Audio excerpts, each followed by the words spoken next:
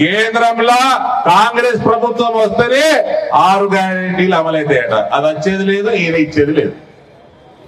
ఆయన వచ్చేది లేదు, ఈయన ఇచ్చేది లేదు. 400 సీట్లకి పైన మెజారిటీ తోటి మళ్ళా ఎన్డీఏ ప్రభుత్వం నరేంద్ర మోడీ గారు ప్రధానమంత్రి కాబోతా ఉన్నారు. కాబట్టి ఈ మధ్య కాంగ్రెస్ వాళ్ళు ఒక జస్ట్ బార్డర్ మీద ఉన్నారు.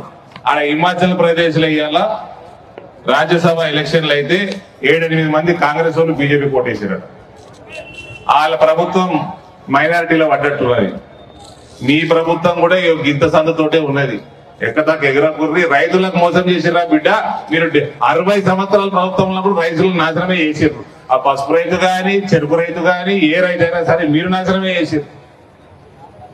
రైతులకు మోసం చేసేవాడు ఎవ్వడు బాగుపడాడు. మర్యాద ఉండండి, లేకపోతే మీరు కూడా డమాడోలే. మీ కాంగ్రెస్ ప్రభుత్వాలు ఎప్పుడు ఉన్నా 5-5 ఏళ్లలో 3-4, 4 ముఖ్యమంత్రులు మారేటోళ్ళు.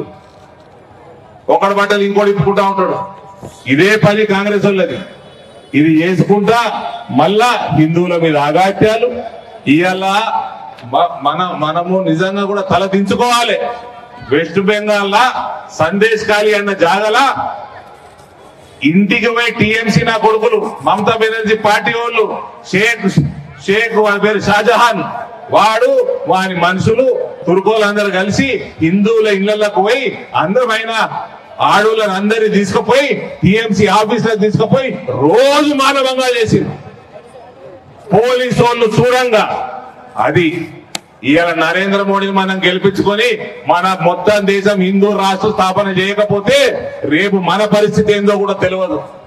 ఇవన్నీ కూడా కాంగ్రెస్ వాడు నేర్పించిన విద్యనే హిందువుల్ని తొక్కుడు.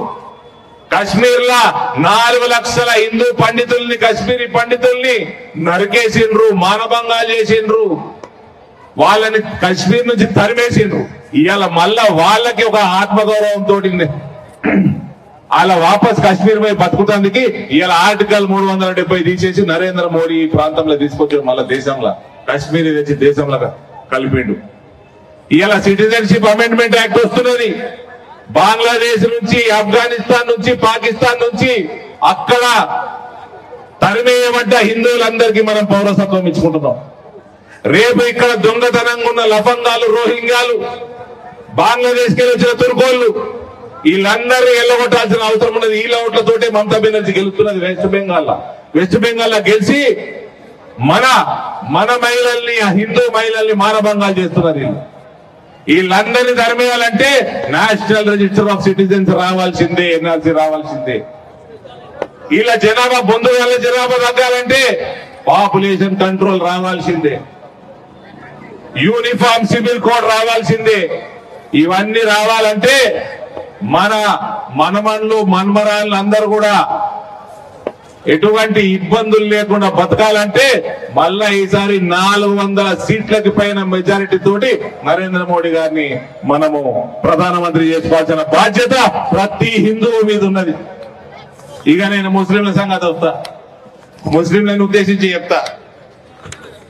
ఇవాళ రేషన్ ఫ్రీ రేషనే కాదు, ఫోర్టిఫైడ్ రైస్ గర్భిణీ మహిళలకి, గర్భంలో ఉన్న పిల్లలకి గుండెల హోల్స్, 7 నెలలకే డెలివరీ అవ్వడు, ఇటువంటి ప్రాబ్లమ్స్ న్యూట్రిషన్ లేకుండా వస్తున్నాయి. కాబట్టి ఫోర్టిఫైడ్ రైస్ ని అందిస్తున్నాడు రేషన్ షాపులలో నరేంద్ర మోడీ. 5 కిలోల బియ్యం ఏదైతున్నదో ఇప్పటి నుంచి ఫోర్టిఫైడ్ రైస్ వస్తుంది, న్యూట్రిషియస్ రైస్ వస్తుంది. ముస్లింలు చెప్తా ఉన్నా, మీకు తిండి పెట్టేది ఫ్రీ రేషన్ ఇచ్చేది నరేంద్ర మోడీ, అది అంటుకుంటేందుకు ఫ్రీ గ్యాస్ కనెక్షన్ ఇచ్చేది నరేంద్ర మోడీ.